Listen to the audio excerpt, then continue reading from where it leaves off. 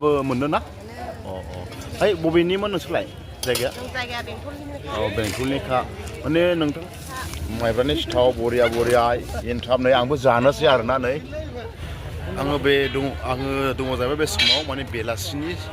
चिरां जिल्लानि सिङाव थाना बेंटल हालामाव आं दङना बेंटलनो फैदों आरोना ओरैबायदि गोथाव मोनो आं जानोहाय एनथाब सिथाव बरिया खाजानो गोथावनो नै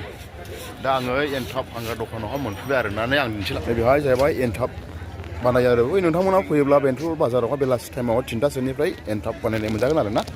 बेसेबां लायो एनथाबालाय 10 थाखा ना खयथानिफ्राय फानो नोंसोर नैबेयाव एनथाबखौ 3टानिफ्राय ना ओमफ्राय बेहाय साहाबो मोनो ना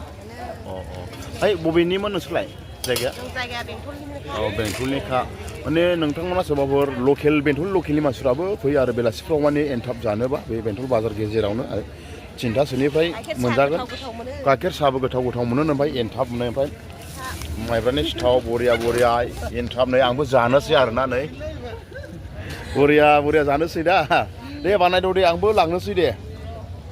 माने सोरबाफोर नुवाखैब्ला बे थिं फैबानो जाबाय मैगं बाजारनि सोनाबथिं आरोना नैबे लाइनथिंनो दङ बिराद गोथाव बानायो बिसोरो आंबो जालांनोसै जानानै होबाय थाखायो मथा मथि माने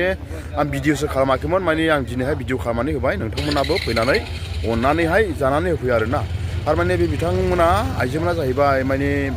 बिदिनो फिथा सिथाव साहा फुदुंनानै जोङो गोबां गावबा गावनि न'खरखौ डेभेलप खालामबाय आरोना फिसा फिसौ फोरोंबाय माबाय बेफोरनो आरो दा अननानैहाय गावनि हारि हिसाबै बयबो जानानै फैदो आरो बेंटल लकेलनि माखासे मानसिफ्रा बुंनानै होबाय जानानै फैदो बेनो